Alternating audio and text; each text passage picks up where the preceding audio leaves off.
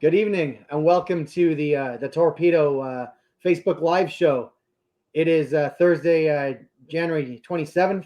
Uh, I'm Captain Marc, and today we're going to do things a little bit different to most of the live shows that you've seen so far. Because today I am joined with Captain Brandon here from Rochester Sport Fishing, and we're going to do a different show where we're all both going to talk to you. I am joined with Captain Brandon here. Getting a little echo, sorry. I'm not sure. I'm watching ourselves as we're going, making sure that we look okay. Yeah, Captain Brandon White, Rochester Sport Fishing Charters. This is our first ever, streaming podcast style Thursday night live. We're excited to do it, and big things to come. We're always making changes, making upgrades, and trying to be better educators and just do what we can to support the fishing industry. Exactly. So we're excited. Different format. We're going to get into a few things in a moment, but before we do that, I do want to dedicate tonight's show to Doug, the owner of Yak Lures, who unfortunately passed away yesterday very unexpectedly. Our condolences to Doug's family, and we wish them well, and they'll be in our thoughts. For sure. So with that, I would say, Brandon, we are starting to see some comments coming in, which is fantastic. Yep. So I'm glad, because this is new software for Brandon and I, and we're learning as we go, and we're seeing the comments, which is wonderful. As I mentioned, this is going to be a bit of we're going to talk about winter prep tonight. That's the topic. So Brandon and I are going to do some bantering back and forth, talking about what we do for winter prep. But we are absolutely we'd love to get questions from the audience. And like always on the Torpedo shows, we will have some questions that we'll have a special question for folks to win a chance to win a prize. But before we get into that, Brandon, I'm going to jump in and introduce myself, and then I'll get you to introduce yourself. So for those of you that don't know me, I'm Captain Marc from King's Landing Sport Fishing, based out of Toronto, Ontario, Canada. Been running King's Landing for about 5 years, and fish off of a Tierra 2700 here on Lake Ontario. In addition to running the charter boat, I also have a pretty active YouTube channel. So if you do like Q&A videos and to learn more, please look me up. Either you can look up myself, Marc Kulak, or look up King's Landing Sport Fishing YouTube, and you'll find me on YouTube. And before I pass it over to Brandon, we got a question coming from Tony already, and he's asking me if I've gone ice fishing yet, because it's a bit of an inside joke because I don't ice fish. But let me tell you, Tony, I got to share with you, I bought a floater suit, so I'm one step closer to ice fishing. One of the companies I pro staff for actually had a great deal on floater suits, so I picked one up. Maybe I'll go ice fishing, or maybe I'll use it in April when I'm fishing on the south shore of the Canadian side, and it's really, really close. Really, really cold. But I'm getting really closer to going ice fishing. Anyways, with that, Captain Brandon, tell the audience about yourself. Hi, Captain Brandon White, Rochester Sport Fishing Charters. I don't have quite as many years as Marc in the business. Kind of how I got started guiding. We wanted to offer a two-part, a multi-species option at Rochester Sport Fishing. We're based out of Rochester, New York, upstate New York there, and we have Lake Ontario, right? What the Canadians would consider the South Shore. We have Lake Ontario and the Finger Lakes region, all within a half an hour drive. Depending on where you are, maybe an hour drive, but you can hit a ton of different lakes for a ton of different species in under an hour, and Lake Erie as well. So kind of what Rochester Sport Fishing started was that we had a large boat that we ran on out of Braddock's Bay in Rochester there. I would tournament fish with Capt. He was looking for somebody else, or he had brought it to me about offering small water charters, inland water charters, bass, pike, walleye, and then your landlocked salmon and trout species. And I just still love the big water fishing, so I went and got my captain's license as well. So I started chartering on both. I run a more of a wreck boat. I guess you would consider it a 19-foot Lund. But what that it lacks in size, it gives me the versatility to go wherever I want. So I can fish any port that I want on any day. I'm not stuck to fishing port where there's potentially no fish. So, during certain lengthy tournaments, LOC derbies that run 10 days long, a month long, something like that, I can run to a different port. And even clients too, if I have clients that are willing to run to a different port last minute, last year, it was real slow. I was able to call him, and we moved to Wilson, and we put 30 fish in the boat out of the Lund, and that would have never happened if we would have stayed in Rochester. So having that availability and versatility to bounce back and forth, and I feel it gives me two sides to give everybody information about. I can talk about what we do on the big boat, and then what I do on what would be considered more of a wreck boat. And I'm sure a lot of the followers don't have monster charter boats, so I might be able to talk to them a little bit more closely running that kind of boat. We'll give it back to you, Mark. Yeah, and you know what, Brandon? I'm not gonna lie. Like I got my TR 2700. I love the boat. My dad's also got King's Landing 2, which is a Trojan 11 meters, so almost 40 feet. But I really miss my 18-foot Princecraft. The versatility of that boat. I regret selling it. To your point, the lake flips, and if you don't mind driving an hour or an hour and a half, you can be at very different water. You don't have that luxury when you got a big boat sitting in the marina. So I hear you loud and clear. Anyways, Brandon, to get us kicked off, we're talking about winter prep, and just a reminder to folks, don't be afraid to ask your questions. But I have a question for you. We think about winter prep. If you got into the season and there was one, whether it be lure, piece of fishing equipment that you could not buy because you lost it or it broke or whatever it may be, and you couldn't buy it, and you'd be crushed not to have it in your arsenal, what would it be?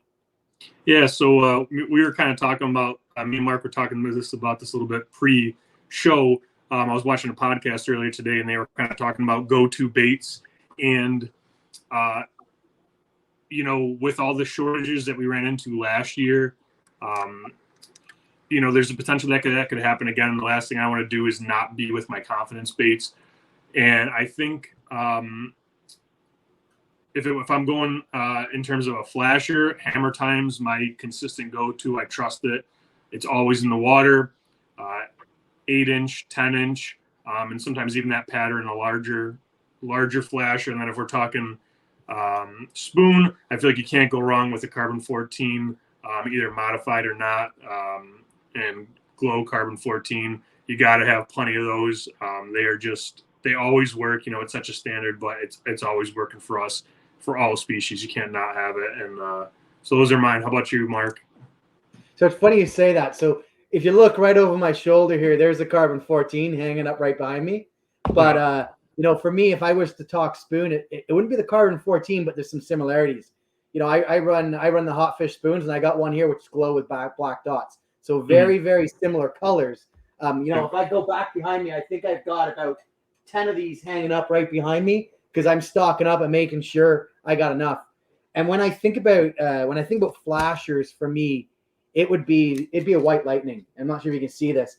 The White Lightning is by far my one of my go-to rigs that you can put out in the morning. It's got a glow back. It's got a nice silver and kind of crushed front. And this is with an anchovy head. Like, this thing's money for me. There was a tournament I guess a couple of years ago at my local marina. It was like a pen derby, and at one point I think I had 5 of those rigs out because it was all I was pulling fish on. So if someone told me I couldn't have a White Lightning in my tackle box, I'd be crushed. Absolutely. Yeah, so we're pretty similar because that Hammer Time is literally that with a green stripe. So we're right there along with each other. And we never actually discussed that either, right? So yeah, I know, right? That wasn't even one we talked about. That's interesting. Anyway, so let's dive right in as to some winter prep stuff. So maybe I'll get it started, and then I'll throw it over to you, Brandon. So as I was thinking about winter prep, the first thing that really jumped to my mind was you have to start at the beginning. And what as big water fishermen, what's the most important tool to get us on the water? It's, in my mind, it's the boat. So that's where, I first focus my attention. And my boat's a larger boat. It's stored outside in a marina lot, so I really can't work on it right now. It's way too cold. There's way too much snow, but that doesn't mean I can't be prepping. So for me, this year was a year that I need to strip the bottom of the boat, and I got to re-epoxy it and then re-bottom coat it. But you know what? I've already purchased all of the coatings, all of the paints. So I would say step back first of all and say, what are the repairs you got to do to your boat, or maintenance items you got to do to your boat, and what are the upgrades you might have plans? Are you changing electronics? Are you adding planer reels, whatever it may be? I think that's one of the first things. Take care of your boat. Make sure it's got what you need. There's nothing worse than seeing guys the first time out to go fishing. They got boat issues. I would argue in a lot of those cases, it's lack of maintenance on the boat. As you talk about the boat, the one thing I am going to call out is service and check over your downriggers. Your downriggers take a lot of abuse, folks. Like you're dragging pretty heavy weights quite deep down. I've seen it too many times, including I had it happen myself many, many years ago. First time out for the season, and I lost a cannonball because my rigger cable snapped. Well, guess what? If I'd have checked that rigger cable, I would have probably known or noticed it was frayed. So I'd say that'd be my first tip, which would be about checking your boat. If I work my way down from there, though, I'd probably think about, next to be servicing and think about my fishing reels and my rods. Brandon, is there anything you do when it comes to checking out your fishing reels and rods? Yeah, so I've mentioned it in the past, but I'll mention it again. Locally here in Rochester, we're lucky enough to have a tournament angler. Brian, he owns a company called Rochester Reel Repair, ROC, Reel Repair, and he offers complete cleanups and drag changes or drag upgrades, I guess you would call it, carbon fiber. So yeah, I mean that's there you go, perfect. Yep, and so he does that. So if you're not a tech savvy person, I know there's a lot more people that do them too. You might have to ship them to him versus he's local for us. But if you got 20, 30 plus reels on the boat, and you just rather have somebody go through them because it's not something you feel comfortable doing, you really need to be OCD. If you actually go to his page and watch his posts, he's got every single little piece lined up on a table, because if one of those springs goes shooting out when you open up the side of the reel cover, you're going to be really pissed. So watch some videos if you decide you want to try to do it yourself. But yeah, make sure those drags I back off my drags after every single trip. It's when I put each rod away, I back off my drags every single trip. So at minimum, it should be done at the end of your season too, while they're stowed over for the winter. And shameless plug, if you've got Dakota 600s, 700s, 800s, check out my YouTube channel. I actually have a video on how to actually change the drags on a Dakota, because in my opinion, the Dakota is probably the easiest drag to change. I've changed the Dakotas. I've changed the Akumas. I can probably do 10 Dakotas in the time it takes to do one Akuma. So, and what I would share too is if you're someone that's got a reel on your boat that as you're fighting the fish, you're constantly having to adjust the drags, it feels like it's getting looser, you need new drags. That's actually that's a telltale sign. Yeah, and I think so let me ask you, are you more of a fan, or maybe you don't have enough time yet to make that call? Do you like the old Dakotas or the new Dakotas?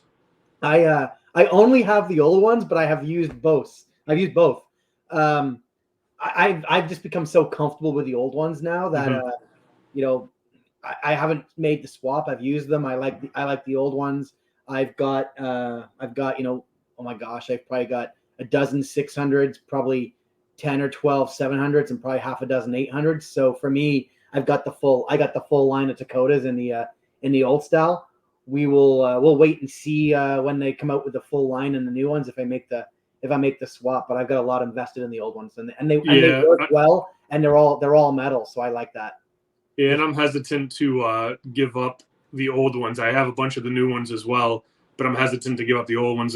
Part of the when I first made the changeover to those, the first setups that I switched over was my deep rigger rod and my wire rods, because you can, I've mentioned this too before, but since we're posting these, so everybody knows too, our plan is the way that we're streaming these live now through a different streaming company is that we're actually able to put these on YouTube directly after this. So a lot of these videos can be labeled and you can go back and watch them again on YouTube, not only because I know sometimes when we do videos, they can get lost in Facebook and it can get hard to find them. So everybody knows these videos will be available easily to find on the YouTube Torpedo page. But yeah, so again, what I've talked about before is, when you start fishing deep on your wires and you got 350 feet out, you're less apt to want to check those lines.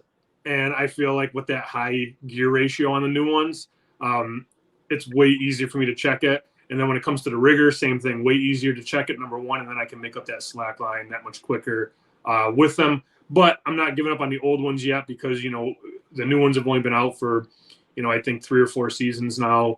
So, we don't know what their longevity is going to be. So I'm not going to give up, just sell all my old ones just quite yet until we know for sure that these are going to be, sustainable. Yeah, and it's it's a good segue to something I'm going to talk about reels in a second when it comes to winter prep. But it's funny because I actually about 2 years ago I made the change where I used to run a Dakota 600 for my downriggers, and I actually now run all 700s on my downrigger rods, especially when they're especially for my flasher rods. Like my spoon rods, I'll still run 600s because I'm running a lighter line. But I was fine. I had situations, especially with guests, where we almost were getting spooled with a big fish, running 40-pound test on such a small reel because I do like to run a heavier test on, especially when the fleas come out. So I think that's actually one of the benefits still with the 700. I even the new 600, I guess it's the 601, I think they call it. When you're running a thicker line like a 40-pound, I just don't feel the reel capacity is there yet. When they come up with, I guess it's going to be the 701, I'll probably then consider it because I'll want to use that for my riggers. Yeah. Anyways, that's a segue though. The one thing Brandon talked about drags are huge. The other thing I'd say is you're thinking about your winter prep. One of my tips, and actually something I just recently did when it came to majority of my downrigger rods, and I've actually now got to do this for my wire rods, is I check the line. Check the line on my mono, making sure my mono's not twisted and all, frankly, screwed up. Mono's cheap. Like, take it off, throw it away, get new mono.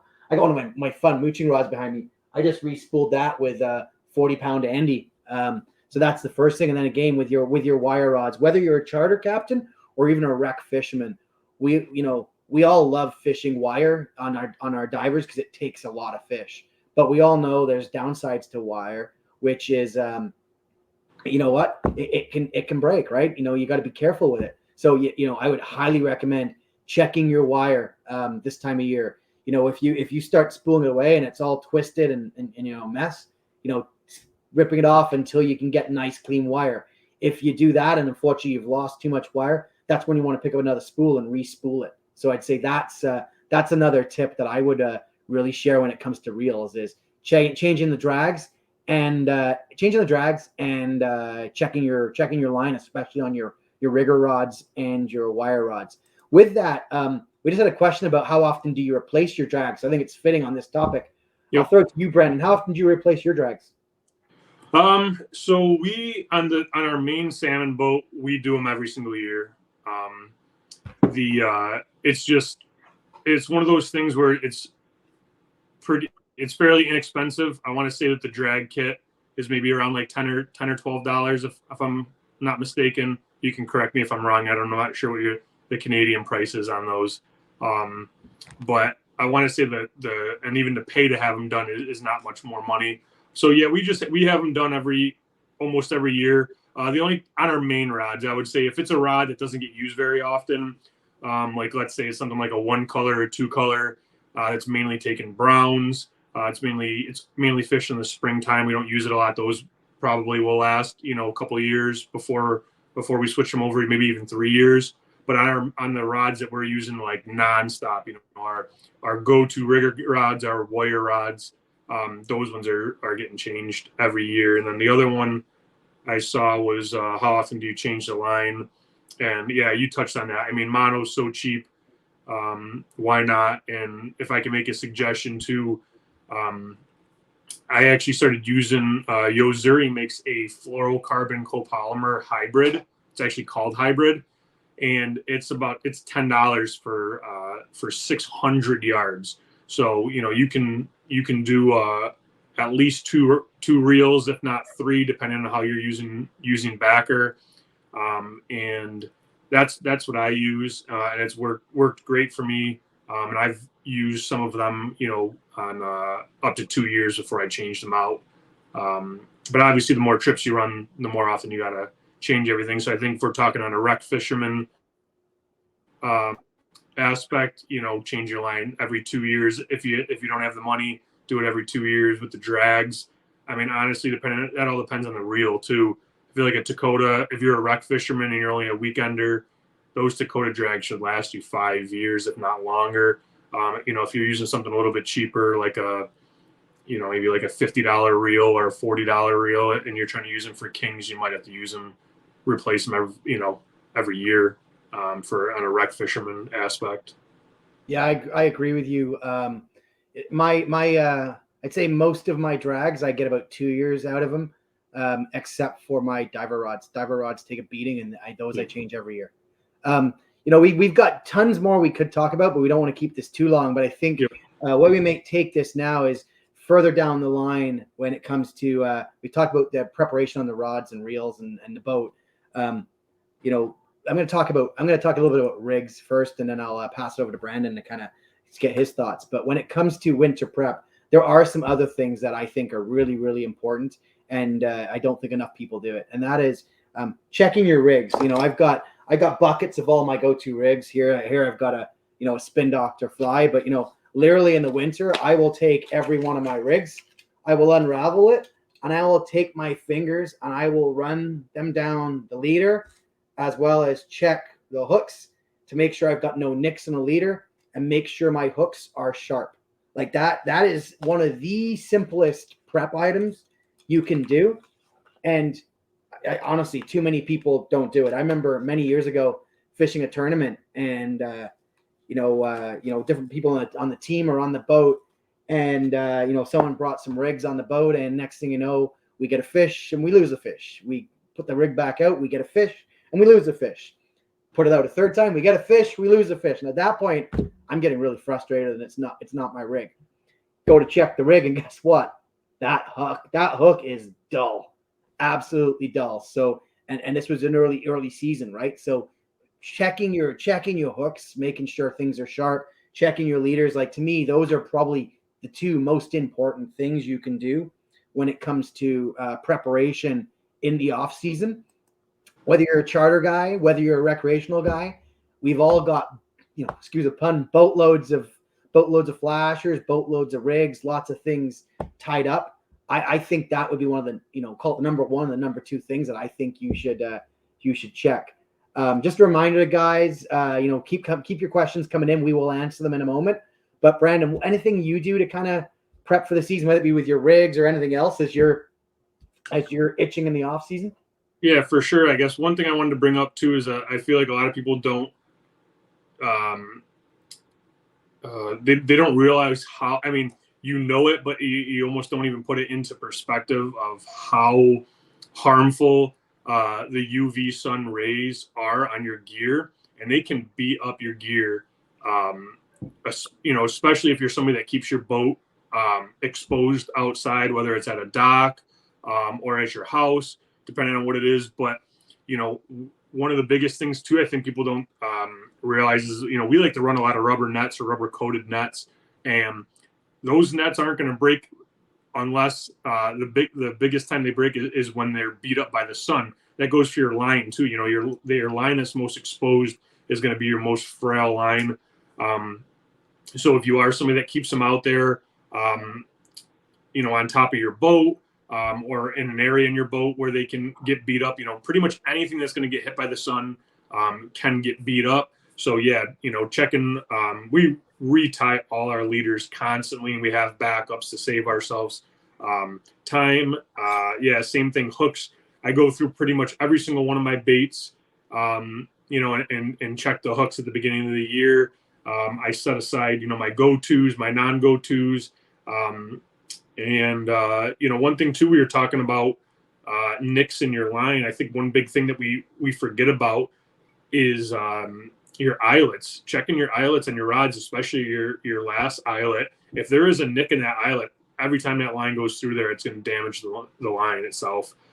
So yeah, constantly checking all those, doing your due diligence. And this is a good time. You have time. If you're a weekender and you're like, oh, I don't have the money to upgrade this, or I don't have the money for this, something I even do myself, and I don't know if you do this, Mark, we'll just keep buying stuff and buying stuff and buying stuff if you let us. And what I try to do every year is if there's stuff that I just don't use or I don't have confidence in, or it's just been replaced, I sell stuff. And if you have, I'd rather somebody have good terminal stuff. So go through your stuff. If there's stuff that you haven't touched and it's been sitting there, maybe make a little pile, sell it, and go buy some new hooks, go buy some new leader material. That's one thing I do every single year. I go through all my stuff, and I even put a bunch of it up for sale because I just don't use it. Yeah, I agree. You talk about leaders. Like, there's nothing I can't stand tying rigs on the boat when I'm on the water or with a customer. So, like I've got a Plano box here, and I'm not sure you can see it. And literally, I wrap my rigs around my pool noodle. Here I've got 13, flasher fly rigs with a glow bead. I'll do another one of those with green beads. I'll do another one with chartreuse beads because I want to be absolutely prepped. When it comes to gear, I like to say I have a hard time selling my babies with the flashers and the spoons. What I do is I refinish them either myself. I get an airbrush and I'll spray them down.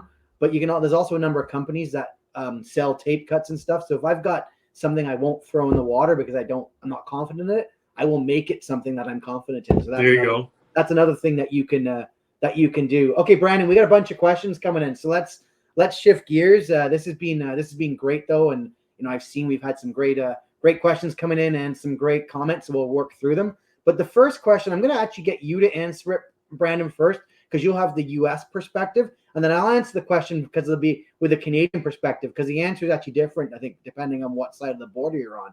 And the first question is, what did it take for you to get your captain's license? Yeah, so there's a couple different ways to do it. Like a lot of classes out there, you can either actually the captain's course itself is not the difficult part of getting your captain's license. The difficult part of getting your captain's license is all the red tape that comes after that. So they offer a couple different ones. You can do either I did it for, I think it was 9 or 10 straight days, 8 hours a day. And that was easiest for me because it kept all the information flowing through my head each and every day, so I didn't forget the stuff. But they also offer it so that you could do it like 1 or 2 weekend days for like a month straight or something like that, to make up those 8 or 10 days. But then that I felt like was the easy part. I took it at RIT Inland Conference Center here in just outside of Rochester and Henrietta. But it was through the U.S. Charter Boat Association, I believe. But then after that is actually the more difficult part. And thankfully, the people that do the testing are super good about knowing how difficult it is afterwards. And they give you checklists of the things that you need to do and who you need to call. And I think all the background checks after that is really the more difficult part. And you should legitimately plan on, a good 6 months to get that complete. And with Corona, maybe even a year. It's not something that's going to happen overnight. And typically those classes aren't offered during the summer either. They're typically like a winter, spring thing. Yeah, so I'd say in Canada, similar. The courses are required to be a charter boat operator. They're called governed or designed by Transport Canada, and there's a number of different institutes that offer them. Some of our local colleges offer them, but also I did mine through a company called Miller Marine Institute. They're actually out of British Columbia, but they come to Ontario to do the course. Similar, I did mine. It was I think it was 6 or 7 days straight, and that involved they call it the SVOP, Small Vessel Operator Proficiency, as well as then there was a small domestic vessel basic safety course that went with it. And then in addition to that, in Canada, you have to have your marine radio certificate or license. and then you need to have a 2-day first aid course. So you need Yep. those four pieces to become an operator. We don't have background checks and such in Canada to be an operator. I'd say where I think it gets a bit more difficult for us is once you've got all your courses, the requirements from a safety equipment perspective to be a commercial operator versus a recreational operator are very different. So that's where it's actually equipping your boat. You need fire suppression systems and some, depending on some sizes, heat sensors, a number of pieces. So that's where it actually gets more complex for us is the safety equipment. I'm actually a member of the executive for the Ontario Sport Fishing Guide Association, and we try to actually help. We try to help new members that join and give them some advice. That this morning I was talking to someone that needed some help on. They got their courses, but they weren't sure about actually equipping their boat correctly. So I'd say that's a different for us. But neat to hear the differences across one side of the lake to the other. Yep. So that's our next question. Our next question is from Larry, and it's how often do you change your fishing line? So we talked about drags. What about fishing line, Brandon? Yeah, fishing line. Like I said, it kind of goes back to that how much does it get used type of thing. But yeah, I mean, if it's the mono, it gets changed every single year. I'll quickly talk on both perspectives. From the chartering aspect, if it's the mono, it gets changed every year. If it's the wire, depending on if there was any damage to it and we had to cut any off. But if it's a full spool, the wire can last us up to 2 years. A lot of it depends on how much wear and tear it took. And then when it comes to lead cores, that definitely have to get changed more often. The backer, as the braid usually hangs up pretty good because it doesn't get those UV rays like the mono does because it's obviously backer. Your coppers and your weighted steels seem to hang on pretty good. It's really just the leaders that we use. And now that Matt's and Torpedoes came out with the micro swivels, implementing those so that you can just retie, I think is big. Those should last you plenty long time. So really on a yearly basis, it's only the mono. I agree with you. Mono every year, it is cheap. Like just change it. It gets line twist. It gets nicked. Change it. I'm with you. Wire, I try to get a couple of years out of it. The one tip I can share sometimes is I will reverse spool it. So I'll spare reel, and I'll take it all off and then put it back on, but backwards. So the stuff that was on the center of the reel is now on the outside of the reel. That's the one tip I will do. That was exactly going to be my next point for any rec people that are trying to save some money because I know wire can be expensive. Is to do that, and I would suggest to anybody. We were talking about selling stuff, but if you have a big capacity reel that really isn't worth that much, hang on to it because that can be golden for doing exactly what Mark's talking about. Because if you don't have a reel to put it on, you can't reverse it. So you need to have somewhere for it to go. And so if you don't, if you want to reverse a reel, well, if you don't have anywhere to put that line, you can reverse it all you want. So unless you want to string off 1,000 yards of wire in your backyard, you better have another reel to put it on. I have a couple of old school saltwater pen reels, like from, gosh, they're probably as old as I am. That I picked up for like nothing. And that's the sole purpose I use them for. Yep. Okay. Our next question. I think I'm going to get us both to answer these. Do you sharpen hooks or do you change them? I change them. I am terrible at sharpening hooks. I'm not going to lie. And you know what? They're really not that expensive and they're so important. So for me, I change my hooks. I don't sharpen them. Brandon, yourself, what do you do? Yeah, same thing. I rarely ever sharpen a hook. It's got to be like a super specific application where it's not convenient to change it. Maybe the size of the hook I don't have or something like that on hand. But I almost never. We just replace them. Awesome. Okay, our next is this is not a question, but I think it's great advice. I'm going to share it, and it's from Garland. And his advice is check your rigger termination and save a probe. Garland, you are bang on. Check your termination, check your cable. Too many guys lose their probe at the first part of the year because they don't do that. Yeah, do not go cheap on the swivels too. Make sure that or the ball bearing swivel that you're using is like a good quality downrigger ball termination. Too many times I see a cheaper version get thrown into like a package for whatever it is. You can tell the difference in thickness between a good quality one and a cheap one for sure. We got another couple of pieces of good advice that we'll share. So this one, William says, grease all places that can be greased on the boat: U-joints, bearings, lower unit, trailer wheels, bearings, grease. Really, really good advice. We run our boats hard. We run our trailers hard. You got to give them the love in the off season.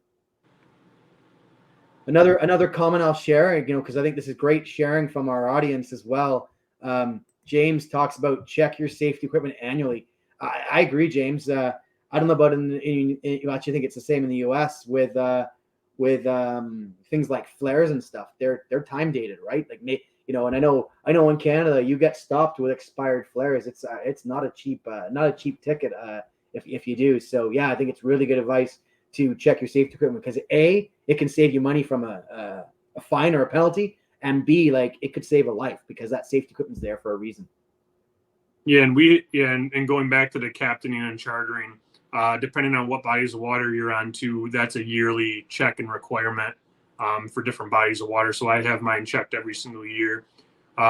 Real quick, just to answer a question, Ryan was asking what kind of hybrid fluorocarbon do I use. So I do use fluorocarbon and for a lot of applications, but instead of mono, I use, like I was saying, the hybrid Yozuri. It's called, it's a copolymer fluorocarbon hybrid mix. It's called Yozuri Hybrid. We're a little bit on the lighter side than you. We definitely beat our drags up, but we're actually using 20 pound on our main line. We're using 20 pound.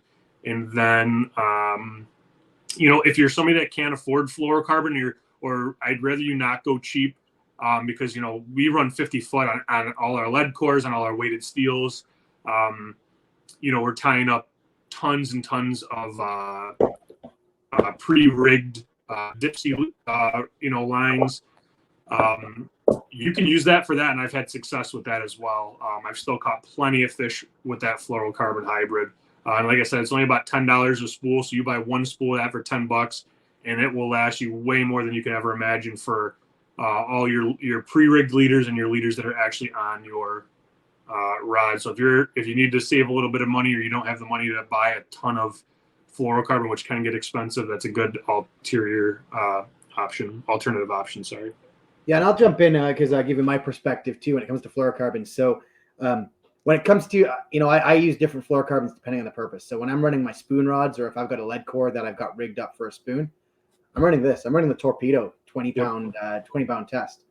Only thing is, I got to bug my buddy Matthew because he only makes 20 pound test right now, which means I'm using Seagar for my 30 and my 40 pound, which I'm using with my meat rigs, and he's 50 pound with my flies. But for me, it's 20 pound on my spoon rods. I bump up when I'm running an anchovy hood. I'm running 30 pound. If I'm running a meat rig, I'm typically running 40 pound, and then I'm running 50 pound for my flies. So, but yeah, I personally believe fluorocarbon is really important. I think we're still a little bit lucky on Lake Ontario that our water is actually stained enough. Our water is actually still stained, not like Georgian Bay or Lake Michigan. Some of these places that's very clear, but it feels like it's getting clearer by every day. So I think fluorocarbon is gonna be more and more important. Okay, our next question is from Larry. Do you use wire or braid on the riggers? Wire or braid, Brandon? Both. And I take that back. Mono and braid. I know you use wire, and that's something that we are going to look into this year. A lot of these questions, there's always two answers. There's the recreational answer, in my opinion, and then there's the chartering answer. I think, wire and or braid is going to give you your best hookup ratio on deep rigger. The only time we use braid on a rigger rod is on our deep rigger. So if we're sending it down 80, 100, 120 feet, that's when we're using the braid, and that's where I know you use the wire. I've watched your videos on that. The only time, and the reason we did that is because it's easier to get that slack up. And especially when you have clients, sometimes we don't even run them that deep just because the hookup ratio isn't as good, and it's a little bit harder for clients to catch that line up because they're not as used to it as us. Now, when we're running tournaments, 100%, we're using braid if we're running that deep. The other thing I'll say, if I can flip this question around too, Larry could have been talking about the actual downrigger. So I would say on Lake Ontario, I run wire on my rigger. Yep. That being said, I've got some of my peers or colleagues on the dock that run braid, and some people might not know. I used to live in Vancouver. When I lived out in Vancouver, it was very, very common for folks to use braid, and I actually had braid on my riggers out west. It all depends. There's some folks that believe the steel cable sends off signals and electricity that can spook the fish. Others believe the winding of the cable and stuff attracts the fish. So it all depends on what camp you're on. What I would say is braid rigger is very, very finicky, and you got to be so careful. I know someone that was fishing braid, and there was a boat close by. The guy was struggling on the other boat to stay in control of the fish. It was a diver with wire, and you know where this is going. The wire cut the braid clean off. My buddy lost a probe and lost a 17-pound weight, and he did nothing wrong. So it's really finicky. I also had a good friend of my father's that went with braid riggers, and we warned him. His auto stop bead fell off on his rigger. Next thing you know, it shot up to the top, snapped the braid. He lost the probe and lost the weight. So there are benefits to braid, and some people love and swear by braid, but you got to be really careful with the stuff. So I personally don't run braid anymore. I used to when I was out west in Vancouver. I'd say there's a lot, my opinion, a lot more guys out west will run braid. On the Great Lakes, I think many of us run the wire, and it works. So if it ain't broken, don't fix it. Same thing. Yeah, we always use cable, and I may be incorrect here, but speaking to what you said about the braid versus the cable, we run cable. It'll say that it has a 250-pound breaking strength, but that's kind of like you have to view it as like the test that Matthew does, where he's like pulling it straight from one end to the other end, and now that's totally different than wear and tear and abrasion resistance. Whereas I think, like you were saying, a cable line is going to cut right through a braided line. So that would be something that I would be a little hesitant about. And I know people that have ran braid, I don't think that they had any more luck with it. And I think a lot of times too, a lot of your riggers don't come with braid. So it's going to be an extra expense on your end to put that braid on there, because a lot of them I know don't come with braid stock. Yeah, you're right. I think Scotty, you can order them. I think their part numbers special order them, yeah. But most stores don't have it. And I just stepped away, and I didn't realize I didn't have Brandon's video on. But I got a couple of packs of line here spare, and I've got one braid. I got a braid here, and I got a stainless steel. This braid package, you can tell, is old. Like, this is from when I lived out west, and it'll probably never get used. But for me, it's the steel for sure. Yeah, you know what I use those for? I use those for my my otter boat planer board mast line. That's what I use that for. That is a really good segue, because our next question is asking if there's any special maintenance or storage required for planer boards. So how about you talk about big boards, and I'll talk about inline boards. Perfect. Same thing. Those things do take a beating with the UV rays, just like I was talking. Anything else, that's the only way they're going to break down. Not so much maintenance on the actual board itself, but definitely check that. Put a new piece of. We usually don't use the paracord that comes with the otter boats. We actually upgrade it to a bigger one. We actually use one that actually the max you could like fit in that hole.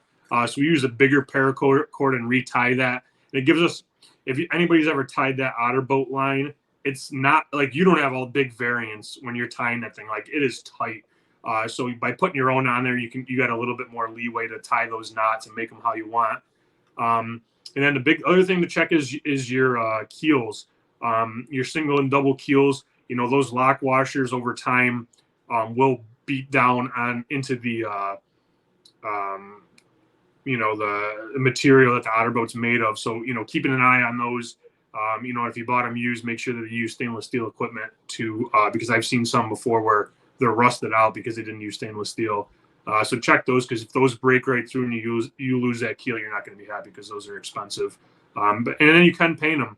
If you want to paint them to help reduce the wear on them, you definitely can. But as long as you don't leave them out in the sun on top of your fishing time, they should be pretty good.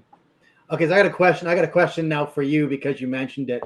I just actually got a set of otter boards or otter boats this year. I've been typically using the Amish boards, which I liked, but I just found they pulled so hard. Too hard, yeah. And I don't run a mate, so I'm doing everything my own, and it's just exhausting to bring them in. Do you run single or dual keel on your otter boards? Absolutely have to run dual keel. Chartering at least. If you plan on running any coppers or weighted steels, you absolutely need dual keels. The problem with the single keel is it's great for shallow water fishing where you're not dragging a lot, but if you have any type of drag on there, you need the dual keels. And the other thing too that will happen is if you don't have that dual keel, the boards will push farther and farther back as the weight drags them back, and it's going to reduce the width of your spread. So having those dual keels will pull out to the side much more, and you'll be able to carry a ton on there. Yeah, I haven't bought the second keel yet, so it's a great winter prep question that I'm asking you. So thank you. Perfect. Yeah. Okay, so inline boards. I would say the biggest tip I would have for inline boards would be check your pinch pads. Make sure they're still there. That being said, 2 years ago I switched over to the Dreamweaver Ninjas, and I don't think there's no need to check. Like the way these work. Your line goes in here and it snaps down, goes through the back, and you got nothing to really worry about. So for me, I flipped over. But if you're running something with a pinch pad on the back, make sure the pinch pad isn't worn out. That'd be my advice on the inline boards. Yep. Okay, let's see what other questions.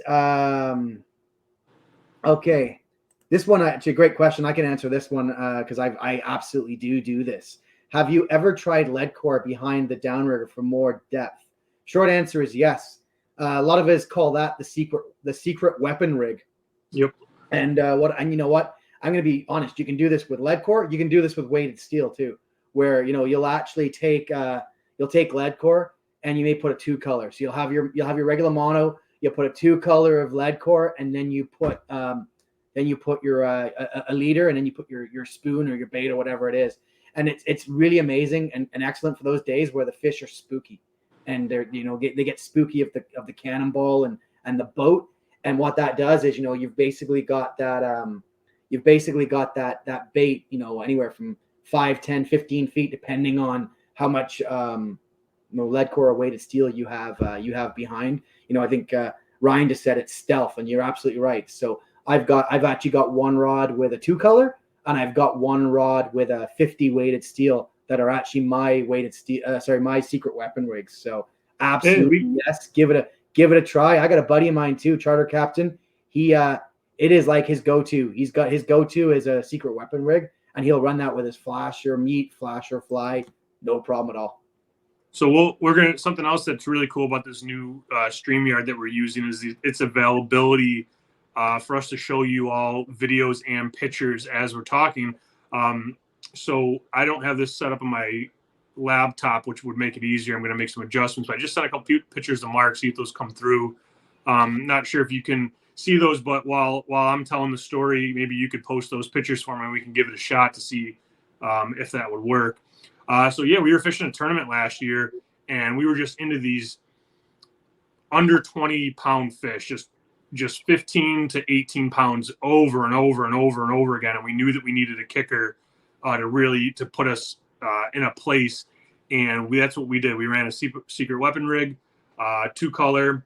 The rigger itself was 120 down on braid, then a secret weapon rig with a Wonder Bread paddle. And if Marc can pop these pictures up, we'll see if it shows or not. We landed it. I think this fish was around 27, 20. I'm doing it the old school way because I can't. There you go. I can't actually do it right now because it's on my phone, but there you go. Oh, gotcha. Yeah. So, if you can show that next picture I sent you, that was the hook. See if you can, that thing, I posted these pictures during the tournament, 27.5 pounder. That hook is completely buried, and that shows you why your leader is important. Because if you see how deep that hook is in his mouth, it's all the way down into his throat.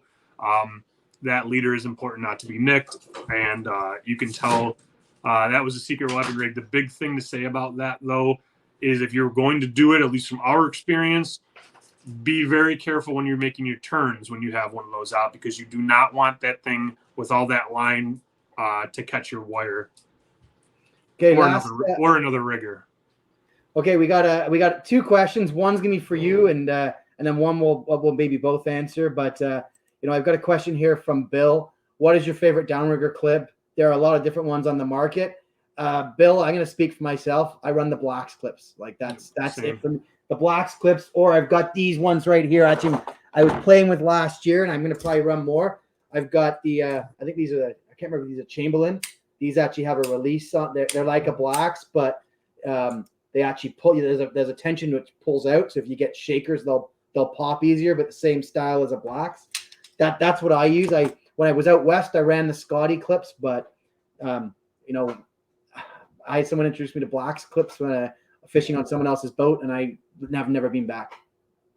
Yeah, Brandon, I use the Blacks. What was that? Yourself? You run Blacks also? Yeah, I run Blacks also, and then if I'm running multiple lines on a downrigger, I run the Scotty. They have a Scotty clip that attaches right. They actually make two different Scotty clips that attach right to your downrigger cable. I don't have any on me right now, but they make one that attaches to the cable that you can hook your line up to, and then they make another one that has two clips on it, and also a snap, so it keeps it from sliding. Yeah. So both of those work great. The only thing that I can say is the one that's a metal clip that attaches to the line. Make sure you remember that thing's on there, because I've just been plenty of times before that I've started bringing up the downrigger on auto, forgot that it was on there, and pop, it's gone. Whereas the other ones, if you do forget that it's on there, it's got the two different downrigger clips on it, and then a clip as well. That clip is your safety, so that if you bring it up and it pops off, that clip keeps it on there and it slides down to the ball. So that's I agree. When I lived out west, actually in Vancouver, we don't fish with divers, lead cores, weighted steel, nothing like that. It's literally downriggers or downriggers. So we would stack our rods all the time, and there's many times I'd forget I had a stacker clip on there, and next thing you know, it's lost. Quick follow-up question, and I'll just quickly answer. Josh asked, what's your minimum number of twists you use for your clips? With me, I think I probably use about 4 or 5 line twists when I'm running a Blacks clip. That's what I do. Yourself, Brendan? Yep. Okay, last question before I ask the question of the week. And this is a question for you, Brandon. Steven asks, will you be at the Sportsman Expo at the fairgrounds this weekend? No, I will not be. Unfortunately, we all know that the Niagara was canceled. I will not be at the expo. Maybe in the future, though. Yeah, it's a shame. Shame with everything going on. While I'm in Toronto, the Niagara Outdoor Expo was something I would go to every single year. Typically would go down, grab a hotel, have an opportunity to shop and pick up stuff, but also see all my buddies on the other side of the lake. So yeah, it's a shame that the shows are canceled. Okay, so this has been, we were asked or told to try and keep this to 20 minutes or so. We've been going for 50 minutes because of all the great questions. So I think that's a good news story. But what I would say is let's ask the question of the week right now. So we covered at the start a bunch of the tips that Brandon and I thought were really important, and I shared what I thought were my top 2 winter prep tips. So the winner this week will be the person that answers what were those 2 winter prep tips that I shared that I felt were the most important winter prep tips as you're prepping your gear for the next season.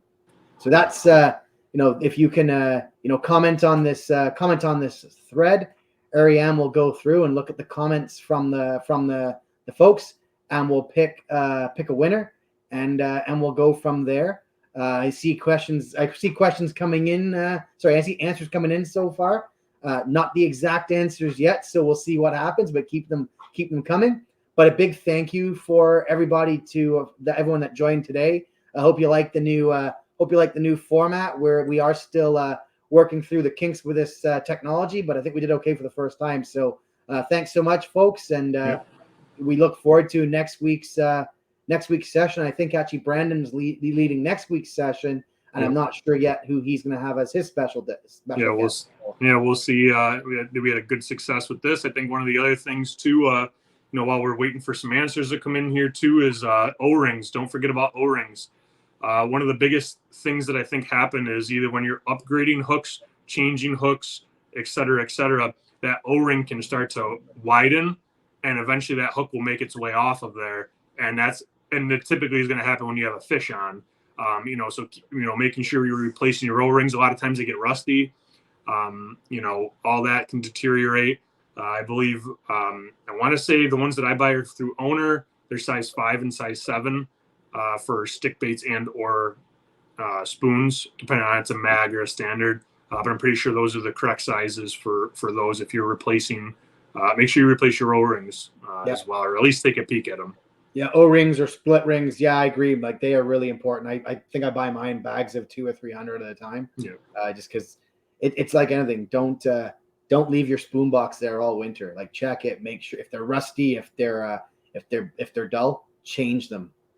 Awesome. Well, folks, thank you so much for dialing in tonight. Brandon, thank you very much for being my guinea pig as we. Oh yeah, for sure. It was for fun. The first time. I think Matthew's going to still have his back next time. I think we did okay. So yeah, right. Thanks so much, folks, and have a great evening. Thanks for tuning in.